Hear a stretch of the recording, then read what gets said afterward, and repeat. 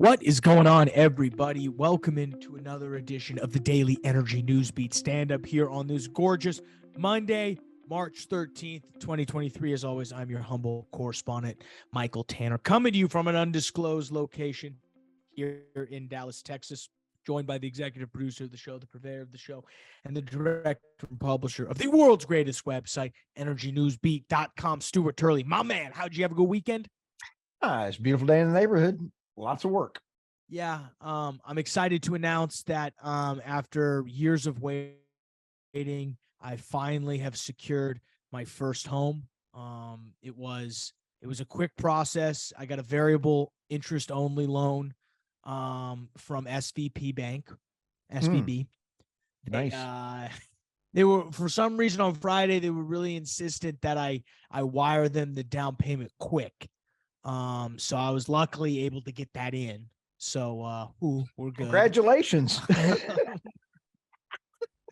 I don't know how much of the show we will spend covering the fallout from the Silicon Valley Bank. It's kind of the news everybody is talking about. I don't know how much this touches the energy market, other than they were a big loaner of money. I don't know how any other way to put it than that, to the climate tech industry. So there are a large amount of climate tech companies that have massive amount of exposure. If you guys don't know, Silicon Valley Bank on Friday was taken over by the FDIC. And as we actually record this Sunday night here, it's about, well, it's not Sunday night, it's Sunday afternoon here, about 3:30 p.m. Lots could change since the time we record this and by the time things happen Monday. So I don't really necessarily want to get into the fallout of what it means, because I'm going to come up with my opinion now, and it's going to get changed here in 2 hours. Obviously, before the Asian markets open, we're going to hear something. And by the time you guys listen to this on Monday, obviously things will have completely changed. So the only thing I think, Stu, I will say before I'll let you comment briefly is, I think we've got people on both sides of the argument saying, let it fail. Hey, other people are saying, no, you got to bail it out. There's hypocrisy on both sides. I think the people, as always, that get hurt are the innocent employees who just happen to work at these startups, who now all of a sudden their payroll may or may not be in jeopardy. Obviously, they're not just going to get laid off. The FDA, there's going to be things that happen. I don't miss a few paychecks, and it's going to expose it's just not good. I feel for those people specifically. Oh, it's always the consumers and the employees that get it in the drive-through. And my heart goes out to everybody. My heart goes out to everybody that's going to be impacted on this. And it's bad management from the management side of the bank when they were buying so many bonds and things with the high interest or the low interest rates. And they did not hedge their interest rate exposure. It's insane. It was basic management. And then I believe the CEO took 3.4 million out, I believe, the week before. So he saw it coming. Go figure that out. So our heart goes out to everybody. Yeah, that's all we'll say about that. We'll have some stories on Energy Newsbeat, so you can check out that.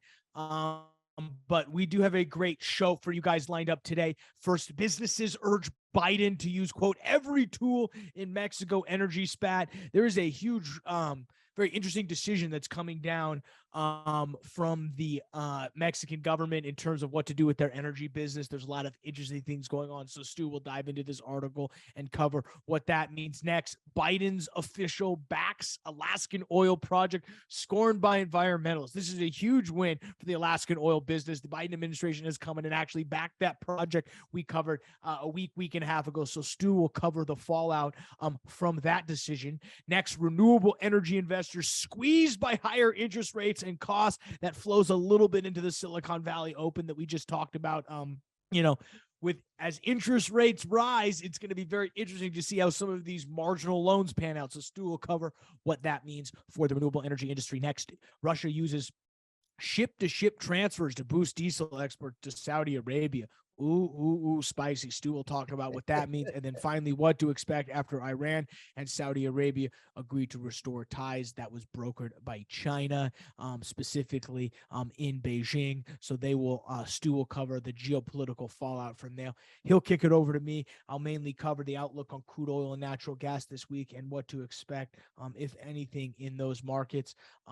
Before I kick it back to Stu, guys, as always, check us out. World's greatest website, www.energynewsbeat.com, dashboard.energynewsbeat.com. Our combo data news. We are hard at work at V2. Check out the description below. All of the articles we are about to cover are there. Energynewsbeat.com.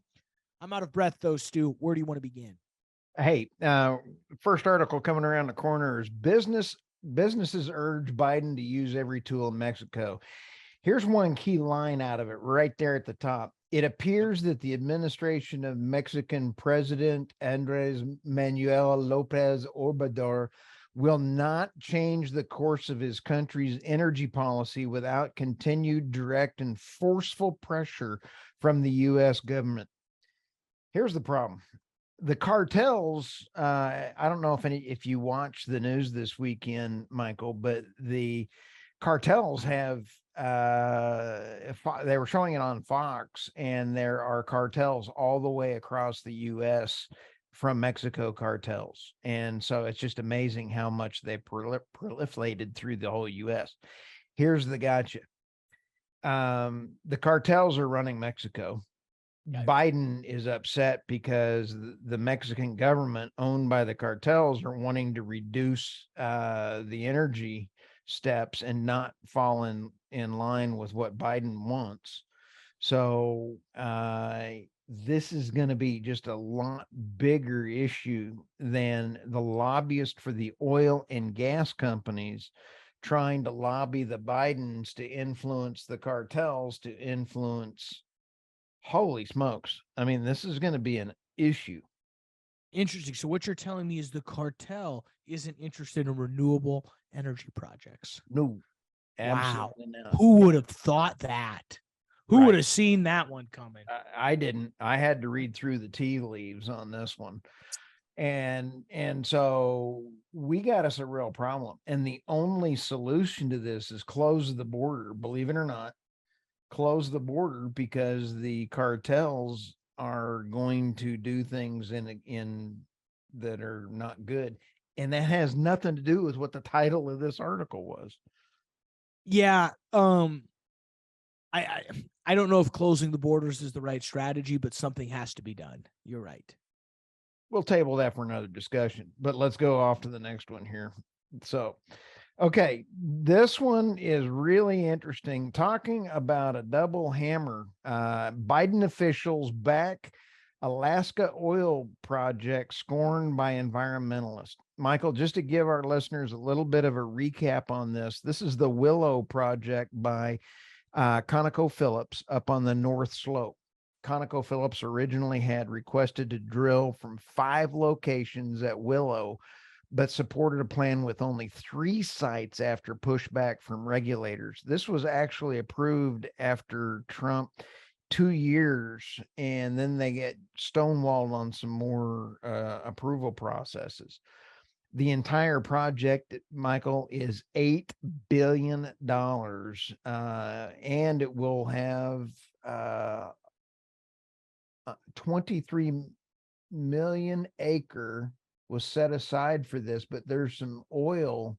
Let me give you an oil number here. It is 600 million barrels of oil, as well as some 200 million tons of carbon dioxide emissions tied to burning it. So a huge project. Now, the nice thing is this would flow into the Alaska pipeline coming straight on down to the Alaska, I believe, is at less than 5% utilized right now. So yeah, it's 180,000 barrels of oil a day projected once they get this project turned online. I think this is a huge win for the Alaskan people. You know, yes, there's this whole argument about universal basic income.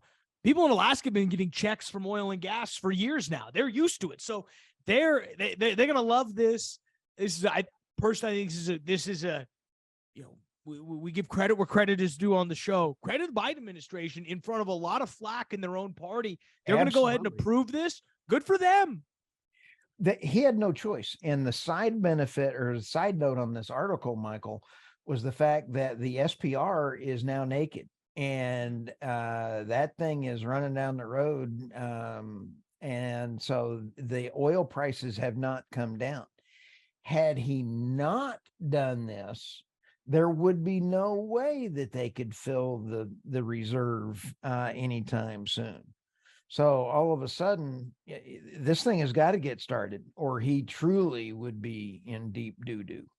Yeah, it's going to be interesting. They mention in this article that it's going to be years before you actually see oil flowing from this project, because there's a short window in which you can do construction because of the freezing and thawing. So it's, don't invade Russia in the wintertime. And we know that's a historical policy. Oh, absolutely. Ruh-roh. Anyway, hats off to them for having to do it. But when they were cornered, it was either not fill the SPR, which was not mentioned in this article. You had to understand that play, why they stood up to the renewable gang. Next article coming around the corner. Renewable energy investors squeezed by higher interest rates and cost. This has, you mentioned it, Michael, in the first, this story actually has a byline with the bank failure this weekend. Higher costs have buyers and sellers of renewable power projects recalculating potential returns, hampering fundraising, mergers and acquisitions, M&A. One of the quotes in here is just horrific. We came right here. We came out of a cycle of low interest rates in which it was easy to look for an asset, buy, build, de-risk, and sell cash flows. Now the transitions we are seeing are for growth. They're not based so much on cash flows, said Oscar Perez, investment director for fund manager at Qualitas Energy. The pool of operators or investors out there who can handle those changes and generate improvements is much smaller than you think. So the whole renewable market is in trouble. We're not going to be able to add new renewables. We're not going to be able to add new, you're not going to have financing. You're not going to have, I mean, you and I talked last week, even several weeks now, just because we have the Inflation Reduction Act with all the extra money doesn't mean it's going to get done. And now it's got to get distributed to, it's got to go somewhere. So it'll be interesting to see how it ends up flowing. I do think with the collapse of Silicon Valley Bank, you will see it's going to hurt the renewables game even more, because this was one of few banks that came out and made very generous loans to these climate tech companies. So it'll be interesting to see how this money and through what mechanism this money gets distributed through. No, and what's going to be interesting is you're going to see people, you can tell, and I'm going to give a shout out to the Energy News Beat team here.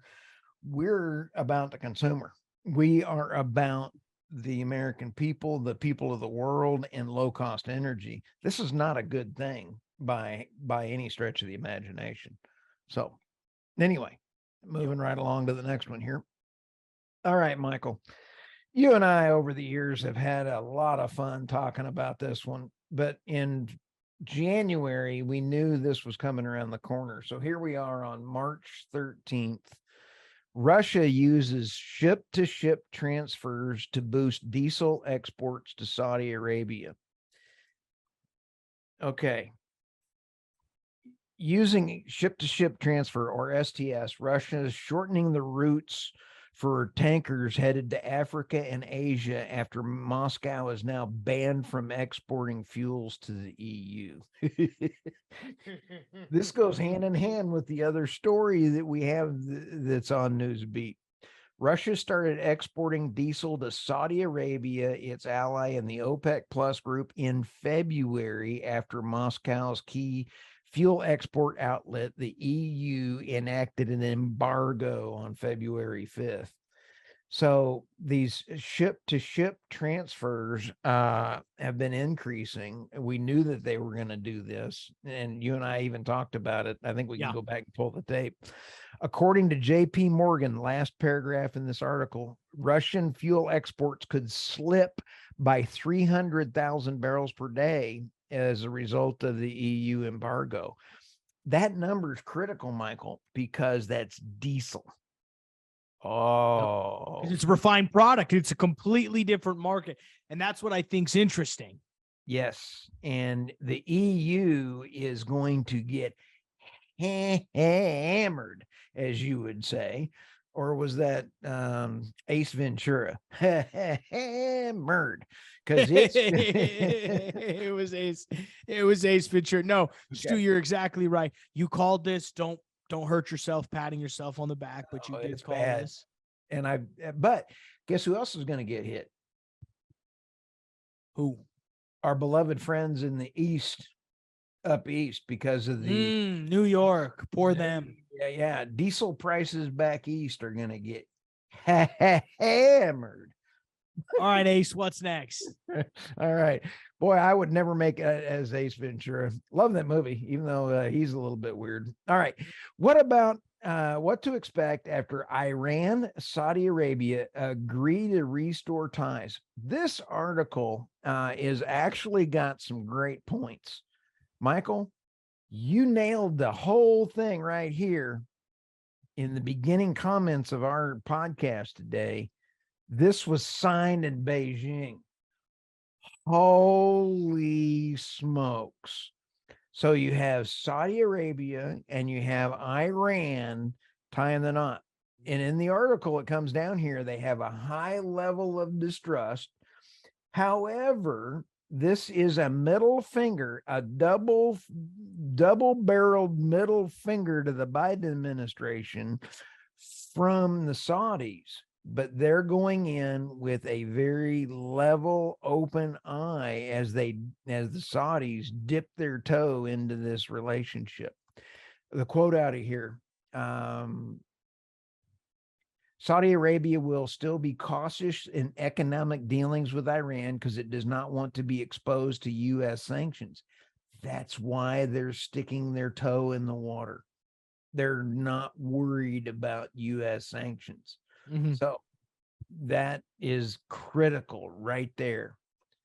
So it's pretty scary that these deals are getting brokered at the United States because who knows what's getting agreed upon behind closed doors. Now, it's scary even when the United States is involved. So when we're not involved, no, and our current administration has absolutely handed China the keys to the world. Oh yeah, I mean, our foreign policy is horrible right now. It's been that way for years.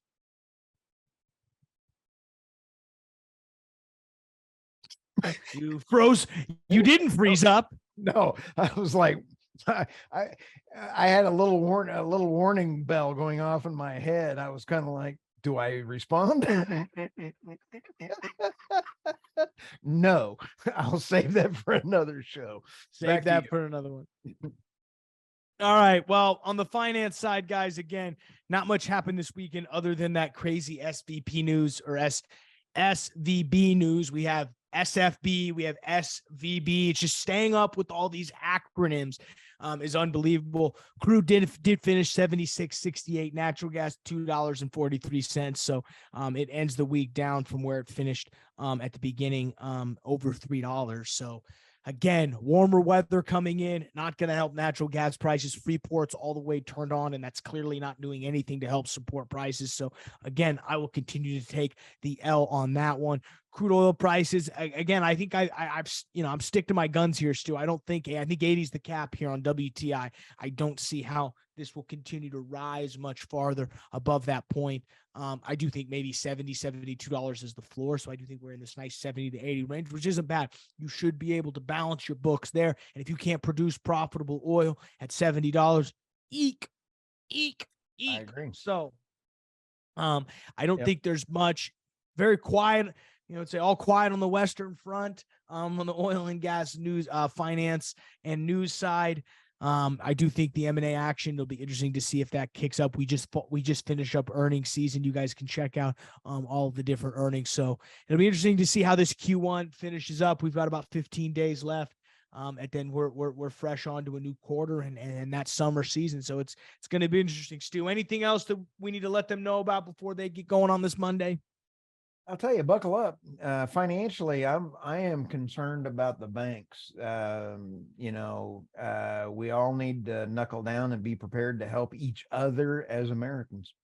Yeah, I got to log in after the show and figure out how my new home loan's doing. That was a good one. All right, guys. With that, we'll let you get out of here. Start your day. Thanks for checking us out on this Monday. We know there's a lot of options, so we appreciate it. For Stuart Turley, I'm Michael Tanner. We'll see you tomorrow.